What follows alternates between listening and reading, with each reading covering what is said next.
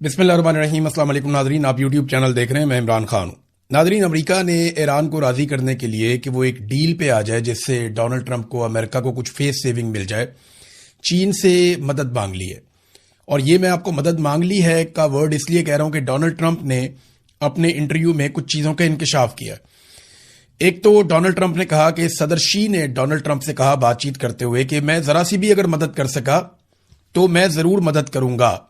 सदर शी एक मुआहदा होता हुआ देखना चाहते हैं, ये डोनाल्ड ट्रंप ने कहा चीनी सदर के हवाले से कि वो एक मुआहदा होता हुआ देखना चाहते हैं। और उन्होंने मुझे कहा कि मैं अगर जरा भी मदद कर सका तो मैं जरूर मदद करूंगा। यानी कोई यकीन दहानी चाइना की तरफ से ऐसी नहीं करवाई गई अमेरिका को जिसकी बुनियाद पे वो ये कहें कि कोई बहुत बड़ी डेवलपमेंट हो गई है। लेकिन यहां ये साबित होता है कि अमेरिका ने सदर शी से मदद मांगी है, जिसपे उन्होंने कहा जी अगर मैं मदद कर सका तो मैं जरूर करूंगा।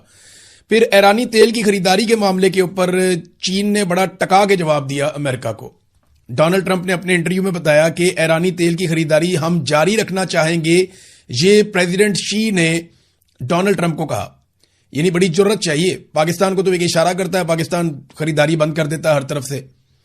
लेकिन इंडिया ने अमेरिका की बात नहीं सुनी और प्रेसिडेंट शी ने अमेरिका की बात नहीं सुनी। उन्होंने कहा जी बिल्कुल हम जारी रखना चाहेंगे ईरान के साथ जो हमारी तेल की तिजारत है, हम उनसे तेल खरीदते रहेंगे। दूसरा, चीन ने कहा कि ईरान को जो हथियारों की फराहमी है वो हम नहीं कर रहे। अब इसको डोनाल्ड ट्रंप ने इस तरीके से बयान किया कि चीन ईरान को फौजी साजो सामान मुहैया ना करने पर रजामंद हो गया है। यानी ट्रंप ने इसको इस तरीके से पोर्ट्रे किया इस सारे मामले को। यानी मामला तो सादा सा है ना कि अमेरिका ने चीन से बात की होगी कि जनाब हमें ऐसा लगता है कि ईरान आपसे हथियार लेना चाहता है, तो उस पर चीन ने साफ कहा कि जनाब हम तो ईरान को हथियार नहीं दे रहे। तो इस पे डोनाल्ड ट्रंप ने स्टेटमेंट को इस तरीके से जारी किया जैसे ये उनकी बहुत बड़ी कामयाबी है कि चीन ईरान को फौजी साजो सामान मुहैया ना करने पर रजामंद हो गया। अब जो चीनी सदर है ना, उन्होंने अमेरिका को थोड़ी सी शर्म भी दिलाई है जो उनकी अपनी अंदरूनी सूरत हाल है अमेरिका की उसके ऊपर। तो डोनाल्ड ट्रंप ने उस मामले को कंट्रोल करने के लिए या उस मामले से जान छुड़ाने के लिए ट्विटर के ऊपर एक स्टेटमेंट दिया। मैं उसका ट्रांसलेशन आपको पढ़ के बता देता हूं। एक्चुअली तो उन्होंने अपने ट्रुथ सोशल के ऊपर यह डाला है। डोनाल्ड ट्रंप का बयान है कि जब सदर शी ने बहुत शाइस्तगी के साथ, यानी बड़े आराम के साथ, बड़े धीमे अंदाज में अमेरिका का तस्करा शायद एक जवाल पजीर मुल्क के तौर पर किया कि यानी अमेरिका को एक जवाल आ रहा है, ये प्रेसिडेंट शी ने जब कहा, तो डोनाल्ड ट्रंप अब उसका तर्जुमा कर रहे हैं कि एक्चुअली उनके कहने का मतलब क्या था। यानी अमेरिकी सदर की आज ये हालत है कि चीन का सदर एक स्टेटमेंट देता है अमेरिका के बारे में कि एक जवाल पजीर मुल्क की तरह वो अमेरिका को पोर्ट्रे करता है। तो इस पे अमेरिकी सदर जो है वो वजाहत दे रहा है चीनी सदर के बयान की। वो चीनी सदर को वजाहत नहीं देनी पड़ रही। तो ट्रंप ने कहा कि उनका इशारा जो जबरदस्त नुकसान की तरफ था वो हमें स्लीपी जो बाइडन, ये वो कहते हैं जो बाइडन को, सोता हुआ जो बाइडन, वो जो बाइडन और जो बाइडन इंतजामिया के 4 सालों के दौरान वो नुकसान हमें पहुंचा। फिर आगे उन्होंने वजह बताई कि जनाब हमारी खुली सरहदें थी, भारी टैक्सेस थे और हर एक के लिए ट्रांसजेंडर DEI एजेंडा था, खवातीन के खेलों में मर्दों की शमूलियत थी, फिर जनाब की मसावात और खौफनाक तजारती मुआहदे, बेलगाम जराइम और बहुत सारी दूसरी वजूहात थी जो बाइडन के दौर में, जिसकी वजह से हमारा मुआशरा या अमेरिका जो है वो जवाल पजीर हुआ है। इसकी तरफ प्रेसिडेंट शी ने इशारा किया है। डोनाल्ड ट्रंप अब इसके ऊपर जवाब दे रहे हैं। तो उन्होंने कहा जी कि सदर शी का इशारा इस हैरत अंगेज तरक्की की तरफ हरगिज नहीं है जो हमने की है। यानी ट्रंप ने दावा किया कि हमने तो 16 महीनों में शानदार काम किया है, स्टॉक मार्केट को ऊपर लेकर चले गए हैं, हमने जंगी फतुहात हासिल की हैं, वेनेजुएला के साथ हमने फलते फूलते ताल्लुकात बनाए हैं, ईरान की फौजी तबाही करके रख दी है हमने, और अब तक जमीन की सबसे ताकतवर फौज बना दी है अमेरिका की। दोबारा एक मुआशी कुव्वत अमेरिका को जनाब बनाया जा रहा है और $18 ट्रिलियन अमेरिका में सरमायाकारी के लिए जा रहे हैं। तो ये डोनाल्ड ट्रंप ने कहा तो हमारी तो बहुत ज्यादा कामयाबियां। तो प्रेसिडेंट शी का जो इशारा है अमेरिका के हवाले से वो जो बाइडन के दौर पे है। तो ऐसा नहीं है, अब डोनाल्ड ट्रंप ज्यादा देर तक अमेरिकन को कहानियां नहीं सुना सकते। अमेरिकन बहुत समझदार हैं, वहां पे डेमोक्रेसी है, वहां के जो तजियाकार हैं, वहां का जो मीडिया है वो इसके ऊपर बात करेगा और चीजें सामने आती रहेंगी। अब नाजरीन, अमेरिकी सेनेटर हैं क्रिस्टियन गिलीब्रांड, इन्होंने एक इंकशाफ कर दिया अमेरिका में। देखें अमेरिका ने मदद क्यों मांगी। सवाल तो यह पैदा होता है कि अमेरिका ने ईरान को राजी करने के लिए चाइना से मदद क्यों मांगी। उसकी 2 बहुत बड़ी वजूहात हैं। नंबर 1, अमेरिकी सेनेटर ने यह इंकशाफ किया, क्रिस्टियन गिलीब्रांड ने, کہ ایران جنگ آج بھی امریکہ کو روزانہ $1 ارب کی پڑ رہی ہے، اور انہوں نے اپنے ہاؤس میں کھڑے ہو کر یہ کہا کہ لوگ ہم پر شدید ناراض ہیں اور ہم نہیں جانتے کہ یہ لڑائی کب ختم ہوگی اور کتنی لمبی چلے گی. ہمارے روزانہ $1 ارب اب بھی یہ جو ناکہ بندی کی ہوئی ہے اور جو فوج کو سٹینڈ بائی پہ رکھا ہوا ہے، ہتھیاروں کی ترسیل جاری ہے، یہ روزانہ امریکہ کو $1 ارب کی پڑ رہی ہے. یہ کرسٹن گلی برانڈ جو ان کی سینیٹر ہیں، انہوں نے اس بات کا انکشاف کیا. دوسرا، ٹرمپ کے لیے ایک بہت بڑا مسئلہ مڈ ٹرم الیکشن بھی ہے. ڈونلڈ ٹرمپ کے لیے وہ ڈراؤنا خواب بن جائیں گے. اگر تھوڑی سی بھی سیٹیں ادھر سے ادھر ہو گئی نا تو ٹرمپ کا بچنا مشکل ہو جائے گا. اس کی وجہ میں آپ کو بتاتا ہوں. یہاں پہ ڈونلڈ ٹرمپ بہت تھوڑے سے مارجن سے بچے ہیں. ایوان نمائندگان کے اندر ووٹنگ ہوتی ہے، اور ووٹنگ اس بات پہ ہوتی ہے کہ ایران کے خلاف فوجی کارروائی کو محدود کیا جائے، اس کی قرارداد پیش کی جاتی ہے. تو ایک طرف ووٹ پڑتے ہیں 212 اور دوسری طرف ٹرمپ کی مخالفت میں بھی ووٹ پڑتے ہیں 212. تو یہاں اگر ایک ووٹ اور دوسری طرف چلا جاتا تو ڈونلڈ ٹرمپ فارغ ہو جاتے. اب یہ ہوا ہے ایوان نمائندگان میں کہ برابر ہوگی ووٹنگ، قرارداد فارغ ہو گئی. ایک ووٹ بھی یہاں پہ ہوتا، اکثریت ان کے پاس آ جاتی ہے، وہ قرارداد پاس ہو جاتی. تو ٹرمپ کتنی تھن میجورٹی کے ساتھ وہاں پہ موجود ہے. ٹرمپ وہ میجورٹی انجوائے نہیں کر رہا جو امریکی صدور انجوائے کرتے ہیں، اور مقبولیت بھی لگاتار نیچے جا رہی ہے. دوسرا، کانگریس کی اپروول جنگ کے حوالے سے وہاں پہ ایک قرارداد بار بار آئی، وہاں پہ بھی ڈونلڈ ٹرمپ صرف ایک ووٹ سے کامیاب ہوتا ہے. سینٹ میں بھی کانگریس کی جب قرارداد وہاں پہ آتی ہے، تو ڈونلڈ ٹرمپ کے لیے حالات اتنے آسان نہیں ہیں جتنے ماضی میں ہوا کرتے تھے. اور اگر مڈ ٹرم الیکشن میں ڈونلڈ ٹرمپ ہار جاتے ہیں کسی وجہ سے، وجوہات تو بہت ساری ہیں، تو پھر ڈونلڈ ٹرمپ اپنی منمانی نہیں کر پائیں گے اور امریکہ کو اپنا صدر تبدیل کرنا پڑے گا. بہت ممکن ہے کہ ٹرمپ کے خلاف ایک مواخذہ یا جس کو امپیچمنٹ کہتے ہیں وہ آ جائے.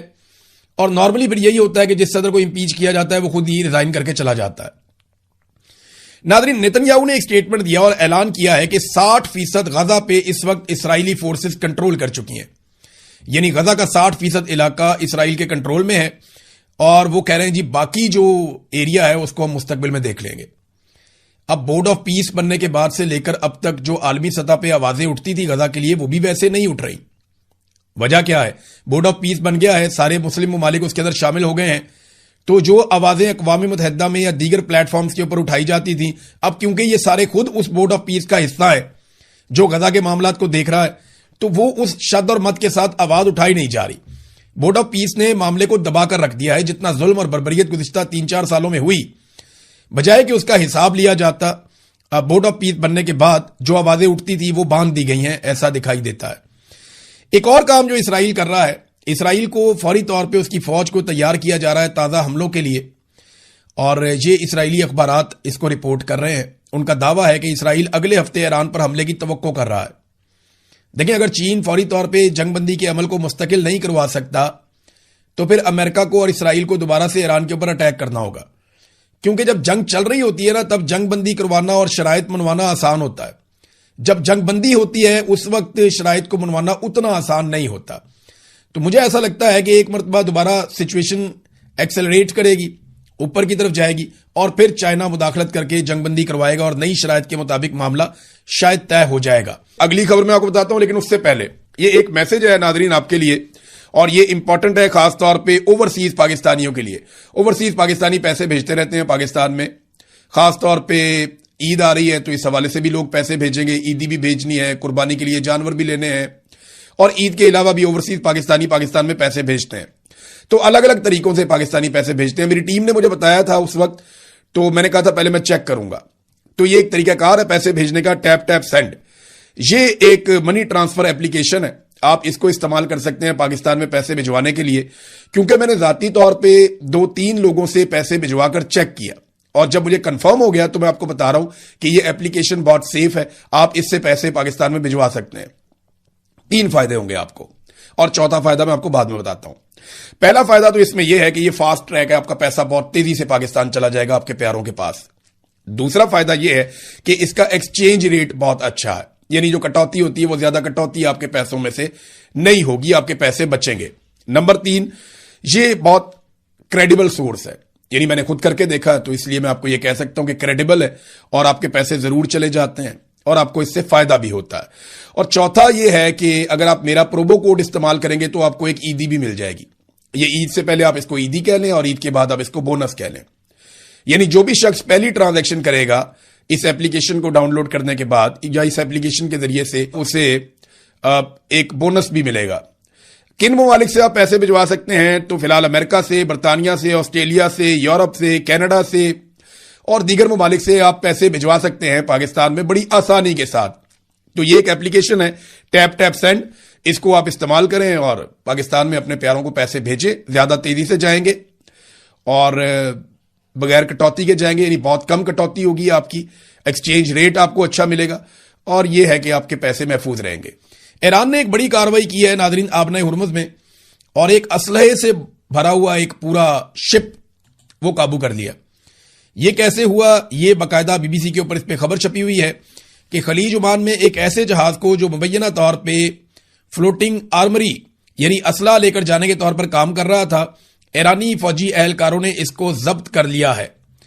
اور برطانیہ کی میری ٹائم ٹریڈ آپریشنز تنظیم کے مطابق یہ جہاز اب ایرانی علاقائی پانیوں کی طرف لے کر جایا جا رہا ہے، جس کے اندر اسلحہ تھا. اسلحے کی نوعیت کے بارے میں پتہ نہیں چلا، لیکن ایران نے ایک بڑی کارروائی کی ہے. پورا بحری جہاز جو اسلحہ والا ہے لدا ہوا، ان رپورٹوں کے مطابق جو بی بی سی میں بھی چھپی ہیں، ایران نے قابو کر لیا ہے اور وہ اس جہاز کو اپنے پانیوں کی طرف، اپنی زمین کی طرف لے کر جا رہا ہے. ایک بڑی انٹرسٹنگ خبر اور ہے، ڈونلڈ ٹرمپ کے ساتھ جو وفد گیا نا چائنا میں، وہ اپنے ساتھ اپنے گیجٹس نہیں لے کر گئے. یعنی اپنی جو ذاتی ڈیوائسز ہیں جیسا کہ موبائل فون، جیسا کہ لیپ ٹاپس، وہ اس طرح کی بیشتر چیزیں چھوڑ کر گئے. اور اس کی وجہ کیا ہے؟ یہ بڑی انٹرسٹنگ خبر ہے، یہ دنیا بھر کا میڈیا اس کو چلا بھی رہا ہے. یعنی چین کا جو دورہ ہے اس میں ایک ڈیجیٹل خطرہ محسوس کیا جا رہا تھا. صدر ڈونلڈ ٹرمپ کے دورہ چین میں امریکی وفد کے ارکان ذاتی ڈیوائسز ساتھ نہیں لے کر گئے. اعلیٰ ترین امریکی وفد کے اراکین بھی سائبر سیکیورٹی پروٹوکولز کے خوف کا شکار نظر آئے. اور میڈیا رپورٹس کے مطابق جو امریکن میڈیا دے رہا ہے، اراکین تو اپنے فون اور لیپ ٹاپ ساتھ لے کر ہی نہیں گئے. کئی اراکین نے یہ بھی کیا. امریکی حکام کو خدشہ ہے کہ کہیں کوئی چینی سیکیورٹی سسٹم ان کے ذاتی لیپ ٹاپس اور ٹیلی فونوں کی جاسوسی نہ کر لے اور ان کا سارا ریکارڈ جو ہے اس کو کنٹرول نہ کر لے. لہذا وہ اپنے لیپ ٹاپس اور اپنے موبائل فونز اور اپنی جو قیمتی چیزیں ہیں جن کے اندر ان کا ریکارڈ ہے وہ لے کر انہوں نے ٹریول نہیں کیا. چائنا کی ٹیکنالوجی سے دنیا کے جو ٹاپ بزنس مین ہیں یا دنیا کی جو سپر پاور ہے امریکہ، اس کے ٹاپ آفیشلز بھی چائنا کے اندر اپنی سائبر سیکیورٹی کے حوالے سے اتنے خوفزدہ ہیں کہ وہ اپنی ذاتی ڈیوائسز بھی نہیں لے کر گئے کہ اگر ہم وہاں لے گئے تو پتہ نہیں کیا کچھ چائنا یہاں سے نکال لے گا اور اس کے بعد وہ چیزیں ہمارے خلاف استعمال بھی ہو سکتی ہیں. ناظرین ایک اور خبر پاکستان سے ہے. یہ خبر کوئی اچھی نہیں ہے. بلاول زرداری ایک پریس کانفرنس کر رہے تھے، انہوں نے اپنے دائیں بائیں لوگوں کو بٹھایا ہوا تھا. ایک طرف انہوں نے راجہ پرویز اشرف سابق وزیر اعظم ان کو بٹھایا ہوا تھا، پھر ایک طرف انہوں نے شیری رحمان کو بٹھایا ہوا تھا جو امریکہ کے اندر پاکستان کی سفیر بھی رہی ہیں، جو سابق انفارمیشن منسٹر بھی غالباً رہی ہیں، اور ایک طرف جو ہے وہ بیٹھی ہوئی تھی شادیہ مری صاحبہ. شادیہ مری صاحبہ پاکستان پیپلز پارٹی کی ایک پرانی کارکن ہے اور پاکستان پیپلز پارٹی کی طرف سے کئی مرتبہ وہ اسمبلی میں پہنچی ہیں مخصوص نشستوں کے اوپر. تو شادیہ مری صاحبہ کو بلاول بھٹو زرداری صاحب نے جھاڑ دیا پریس کانفرنس کے بیچ میں لائیو سارے میڈیا کے سامنے. یہ بڑا انفارچونیٹ ہے اور جس طریقے سے تضحیک کا نشانہ بنایا بلاول زرداری نے وہ نامناسب تھا. یعنی ایک خاتون کے ساتھ جس طرح بلاول نے بات کی، وہ ان کی اپنی پارٹی کی ہے، ایک ہی پارٹی میں ہے، اکٹھے ہی ہیں سارے، کوئی آپس میں مخالفت بھی نہیں ہے. یا تو خاتون ان کے ساتھ بدتمیزی کر رہی ہوتی ہیں یا ان کے اوپر چڑھائی کر رہی ہوتی ہیں یا خاتون ان کے ساتھ کچھ ایسی زیادتی کر رہی ہوتی تو چلیں وہ آگے سے رسپونڈ کر لیتے اس طریقے سے اپنی زبان کے ساتھ. لیکن یہاں پہ تو وہ خاتون ان کی اپنی پارٹی کی ہیں. ہوا یہ ہے کہ بلاول بڑی ہوشیاری کے ساتھ اپنے آپ کو بے نظیر انکم سپورٹ پروگرام کے حوالے سے ہونے والے ایک سوال سے الگ کر رہے تھے کہ مجھے علم نہیں ہے کون سا وزیر ہے، آپ کس کی بات کر رہے ہیں. تو وہاں شادیہ مری نے لقمہ دے دیا. انہوں نے کہا جی اسٹیٹ منسٹر ہے، شاید وہ رانا ثناء اللہ نہیں، وہ ناٹ وفاقی وزیر، وہ کھیل داس نے کہا ہے. تو ساتھ ہی بلاول نے کہا کہ I am not asking you, میں نے تم سے نہیں پوچھا. تو دوبارہ بولنے کی کوشش کی، سوری سر مجھے ابھی اس نے کہا، تو اس طرح کر کے انہوں نے بولنے کی کوشش کی جب شادیہ مری نے، تو بلاول نے اونچی آواز میں کہا تھینک یو تاکہ وہ چپ ہو جائے، اور ان کا منہ دیکھنے والا تھا. یعنی مجھے افسوس ہوا. دیکھیں شادیہ مری صاحبہ کے حوالے سے میں نے یہ خبر آپ کو کیوں سنائی، اس کا ایک بیک گراؤنڈ ہے. بیک گراؤنڈ یہ ہے کہ ایک دور میں میرے پروڈیوسر نے ان سے رابطہ کیا، کوارڈینیشن جو کرتا تھا لڑکا، اس نے رابطہ کیا جی کہ آپ عمران ریاض صاحب کے پروگرام میں آ جائیں پاکستان پیپلز پارٹی کی نمائندگی کرنے کے لیے. تو شازیہ مری صاحبہ نے آگے سے جواب دیا تھا کہ ان کا لہجہ سخت ہے، یعنی وہ جو بات کرتے ہیں ان کا لہجہ مجھے پسند نہیں ہے، سخت لہجہ ان کا، تو اس لیے میں ان کے پروگرام میں آنے سے معذرت کرتی ہوں. تو آج میں نے دیکھا بلاول نے جس سخت لہجے کے ساتھ ان کے ساتھ بات کی، تو میں تو ان کی پارٹی کا نہیں تھا، میرا تو لہجہ عوامی سوالات ہم نے کرنے ہوتے ہیں، جس کی بھی حکومت ہوتی ہے ہمارا لہجہ ایسا ہی ہوتا ہے، جیسا میں ہوں ویسا ہی ہوں. سوالات جو ہیں وہ ہمیشہ وہ پوچھتے ہیں ہم جو لوگوں کے دماغ میں ہوتے ہیں. تو ہر قسم کی پولیٹیکل پارٹی سے ہمیشہ پوچھے ہیں. ایک دور میں پی ٹی آئی کو ہم پسند نہیں تھے، شہید ارشد شریف کو مجھے بہت برا بھلا بھی کہا گیا. ایک دور میں عثمان بزدار کے لوگوں نے بہت برا بھلا کہا. جب ہم نے اسکینڈلز پکڑے پی ٹی آئی کے دور میں تب بہت برا بھلا کہا گیا. پھر پی ایم ایل این کے دور میں بہت برا بھلا کہا گیا. پیپلز پارٹی کے دور میں بھی ایسا ہی ہوا ہمارے ساتھ. تو آج کل کے دور میں بھی ایسا، اور ہمارے لیے یہ چیز نہیں ہے. لیکن شازیہ مری نے کہا جی ان کا لہجہ بہت سخت ہے، تو مجھے لہجہ پسند نہیں ہے. تو آج بلاول کا لہجہ مجھے لگتا ہے انہیں کافی پسند آیا ہوگا، اور یہاں پہ وہ کمپرومائز کر لیں گی. انہیں کر لینا چاہیے، کیونکہ یہاں پہ ان کو ہر دفعہ ایک قومی اسمبلی کی سیٹ مل جاتی ہے. دیکھیں بلاول کی مجبوری ہے، وہ سمجھنی پڑے گی ساری پارٹی کو کہ کچھ چیزیں انہیں بتا دی گئی ہیں، اور یہ جو بے نظیر انکم سپورٹ پروگرام ہے یا اس قسم کی چیزیں ان کو ایک بارگیننگ ٹول کے طور پہ زرداری صاحب یا بلاول زرداری صاحب استعمال کریں گے. انہوں نے اپنے ذاتی مفادات لینے، انہیں کچھ چیزیں بتا دی گئی ہیں. نمبر ایک، وفاق جو ہے وہ صوبائی اختیارات واپس لے لے گا، اور یہ واپس دینے پڑیں گے، ان کو جوتے پالش کر کر کے دینے پڑیں گے. دوسرا، کنٹرول جو ہے وہ ملٹری اسٹیبلشمنٹ کے پاس رہے گا. یہ جو کنٹرول ہے حکومت کا، وفاق کا، یہ ملٹری اسٹیبلشمنٹ کنٹرول کرے گی. حکمرانوں کا اس میں حصہ نہیں رہے گا. آپ سب کو خواجہ آصف کی طرح کا بننا پڑے گا، جو کھل کر یہ کہیں کہ جناب ہمیں کوئی فرق نہیں پڑتا. خواجہ آصف کی طرح آپ کو بننا پڑے گا، جو کھل کر یہ کہیں کہ جناب ہائیبرڈ نظام ہے اور ہمیں اس پہ بہت فخر ہے. تیسرا یہ ہے کہ تمام فلائی پروجیکٹس جن کے اندر عوام پہ پیسے ضائع کیے جاتے ہیں، عوام کو سبسڈیز دی جاتی ہیں، وہ ساری چیزیں اب بند کی جائیں گی آہستہ آہستہ، کیونکہ پاکستان خدا نخواستہ دیوالیہ ہونے کی طرف جا رہا ہے. اور انہیں یہ کہہ دیا گیا ہے کہ تم لوگوں نے اپنا منہ بند رکھنا ہے، تمہارے کیسز ختم کر دیے، تمہیں اقتدار میں لا کے بٹھا دیا، تو اب چپ کر کے بیٹھو اور ملک کو چلانے دو. لیکن اب ملک ان سے چل نہیں رہا، سیاسی استحکام نہیں ہے پاکستان کے اندر. کوئی آدمی پیسہ لگانے کے لیے تیار نہیں ہے. لوگ ان سے وعدے کر لیتے ہیں کہ ہم پیسے لگائیں گے، لیکن پیسہ لگاتا کوئی نہیں ہے. کئی کمپنیاں پاکستان میں پیسہ لگانا چاہتی ہیں، لیکن وہ یہ سوچتے ہیں کہ یہاں پہ تو استحکام ہی نہیں ہے، ہمارا پیسہ ڈوب جائے گا. تو لوگ پھر پاکستان میں پیسہ نہیں لگاتے اور حکومت کو قرضہ لینا پڑتا ہے. ابھی میں ڈیٹا دیکھ رہا تھا تو موجودہ حکومت نے اس سال میں کتنا قرضہ لیا، یہ روزانہ کے حساب سے 21 سے 22 ارب روپے بنتے ہیں. مجھے آپ بتائیں کہ کیا اس حکومت نے عوام کے اوپر روزانہ کی بنیاد پر 21 سے 22 ارب روپے خرچ کیے؟ بالکل خرچ نہیں کیے. عمران خان کے دور سے اس دور میں انہوں نے 3 گنا زیادہ قرضہ لیا ہے. یعنی شہباز شریف، عاصم منیر صاحب نے اس دور میں عمران خان کے دور سے 3 گنا زیادہ رفتار سے قرضہ لیا ہے. عمران خان کے دور میں تو ڈیمز بھی بن رہے تھے، میگا پروجیکٹس ہو رہے تھے، صحت کارڈ اس نے دیا ہوا تھا، بجلی 4 گنا سستی تھی، پیٹرول جو ہے وہ آدھی سے بھی کم قیمت کا تھا، گیس 10 گنا سستی تھی، مہنگائی جو ہے وہ آدھی تھی جتنی اب ہے، نئے اسپتال یونیورسٹیاں بن رہی تھی، ہیلتھ کارڈ عمران خان نے دیا ہوا تھا، سبسڈیز دی ہوئی تھی، عوام کو سہولتیں دی ہوئی تھی. اور کورونا میں اس کو بہت بڑے پیمانے پر قرضہ لینا پڑا کیونکہ اس نے پبلک کو سپورٹ کرنا تھا. تو آج تو وہ سارا کچھ نہیں ہو رہا. تو یہ جو 3 گنا زیادہ انہوں نے پیسہ اکٹھا کر دیا، یہ پیسہ گیا کدھر؟ کوئی پروجیکٹ بھی نہیں چل رہا. ان سے کوئی پوچھے گا کیا؟ کوئی ان سے سوال کرے گا؟ اب انہوں نے آئینی عدالت بنا دی ہے، ان سے سوال بھی نہیں کیا جا سکتا. جب آپ سوال کریں گے معاملہ جائے گا آئینی عدالت میں، وہ جج کہے گا جو حکم میرے سرکار. تو اب سوال بھی آپ نہیں کر سکتے کہ جناب اتنا پیسہ جو آپ اکٹھا کر رہے ہیں وہ جا کہاں رہا ہے؟ کون سے ایسے پروجیکٹ آپ نے پاکستان میں لگا دیے ہیں جن کی ہم تعریف کر سکتے ہیں یا ہم کہہ سکتے ہیں کہ جناب بہت بڑے بڑے میگا پروجیکٹ بن رہے ہیں SIFC کے نام سے، کہ انہوں نے سفید ہاتھی پالا، اس نے جو تباہی پھیری پاکستان میں، معیشت کا کچومڑ نکال دیا، 1 روپے کی سرمایہ کاری یہ پاکستان کے اندر کروا نہیں پائے. اور ایک کے بعد ایک چیزیں جو ہیں وہ مزید خراب ہوتی چلی جا رہی ہے. ابھی گلگت بلتستان میں الیکشن ہو رہا ہے، وہاں عمران خان کا قیدی نمبر 804 کا توتی بول رہا ہے. میں نے وہاں لوگوں سے بات کی ہے، انہوں نے کہا جی بہت تھوڑے لوگ ہیں جو دوسری طرف کھڑے ہیں، جو روایتی پیپلز پارٹی یا PMLN ان کے ساتھ جڑے ہوئے وہ تھوڑے سے لوگ ہیں. انہوں نے کہا لوگوں کی بہت بڑی تعداد، خاص طور پہ نوجوان، وہ پاکستان تحریک انصاف عمران خان کے ساتھ کھڑے ہیں اور وہ یہاں پہ ہونے والی ہر زیادتی کو دیکھ رہے ہیں. اور وہاں پہ یہ تاثر ہے کہ ملٹری اسٹیبلشمنٹ ہر وہ ہتھ کنڈا اپنا رہی ہے جس کے ذریعے سے وہ پاکستان تحریک انصاف کو گلگت بلتستان میں حکومت بنانے سے روک سکتی ہے، اور اس کے لیے پوری کوشش کی جا رہی ہے. ابھی انتخابی نشان والا معاملہ بھی آپ کے سامنے ہوا ہے. تو نوجوانوں میں بڑا سخت ریئیکشن ہے وہاں پہ. دیکھیں گلگت بلتستان کے لوگوں کو انڈر ایسٹیمیٹ کیا جا رہا ہے. وہ اپنی آئی پہ آ گئے نا تو ایسی شکست دیں گے کہ ان کی نسلیں یاد رکھیں گی.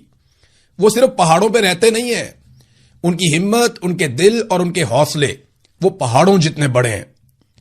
یہ نظام غلط پنگا لے رہا ہے گلگت بلتستان کے نوجوانوں سے. یہ نفرت کے بیج بو رہے ہیں. کل یہی نفرت ان کے سامنے آئے گی. یاد رکھیے گا میرے الفاظ, گلگت بلتستان کے لوگ اتنی آسانی سے ہار نہیں مانیں گے. دیکھیں آرڈر تو دیا گیا ہے وہاں پہ آفیسرز کو کہ کچھ بھی ہو جائے, ملٹری اسٹیبلشمنٹ کا حکم ہے کہ گلگت بلتستان میں کسی صورت بھی پاکستان تحریک انصاف کی حکومت نہیں بننے دینی. اس کی وجہ کیا ہے؟ جو پاکستان کی ملٹری اسٹیبلشمنٹ ہے نا, وہ کشمیر میں اور گلگت بلتستان میں کسی بھی ایسی حکومت کا وجود برداشت نہیں کر سکتی جو ان کی مرضی اور منشا کے خلاف ایک بھی فیصلہ کرے. یہ دو جگہیں ملٹری اسٹیبلشمنٹ کے لیے بہت کریٹیکل ہیں. یہاں انہیں مکمل کنٹرول چاہیے ہوتا ہے اور کٹ پتلی حکومت چاہیے ہوتی ہے. بلوچستان میں بھی یہ 3 ایریاز ایسے ہیں جہاں پہ ہر حال میں انہیں کٹ پتلیاں چاہیے ہوتی ہیں. ایک بلوچستان میں, ایک گلگت بلتستان میں اور ایک کشمیر میں. اور یہاں کٹ پتلیوں کے بغیر ان کا گزارا نہیں ہے ایک دن بھی. لہذا وہ پوری کوشش کریں گے, جتنی پنجاب میں کی اس سے زیادہ کوشش کریں گے کہ جعلی طریقے سے پاکستان تحریک انصاف سے باہر کوئی حکومت بنا دیں. لیکن اب دیکھنا یہ ہے کہ گلگت بلتستان کے لوگ ابھی مظاہرہ کرتے ہیں اپنی طاقت کا یا مزید انتظار کرتے ہیں. بہرحال نوجوانوں نے تو اپنا فیصلہ سنایا. وہاں پہ جس طرح کا نوجوانوں کے اندر رد عمل ہے, اگر یہ الیکشن تک مومنٹم گیا تو کہانی الٹ جائے گی. ناظرین, ضلع خیبر میں ایک ڈرون حملہ ہوا ہے اور اس پہ سٹیٹمنٹ بھی جاری کیا جنید اکبر نے. ضلع خیبر کی وادی تیرا میں مقامی آبادی پر مبینہ ڈرون حملہ ہوا ہے. انہوں نے کہا, میں شدید الفاظ میں مذمت کرتا ہوں. معصوم بچوں اور خواتین کو نشانہ بنانا کوئی جنگ نہیں ہے بلکہ خالصتاً صفاقی ہے, انسانیت کی کھلی تذلیل ہے. میری تمام تر ہمدردیاں اور دعائیں زخمی ہونے والے 5 شہریوں اور ان کے اہل خانہ کے ساتھ ہیں. اب معاملہ یہ ہے کہ یہ مذمتوں تک مسئلہ آ گیا ہے. عمران خان صاحب نے تو کہا تھا کہ مقدمہ درج کرنا ہے, اور ان سب نے یہ دعویٰ بھی کیا تھا کہ علی امین گنڈا پور مقدمہ درج نہیں کر رہے. جب علی امین گنڈا پور جائیں گے, دوسرے لوگ آئیں گے تو مقدمہ درج ہوں گے.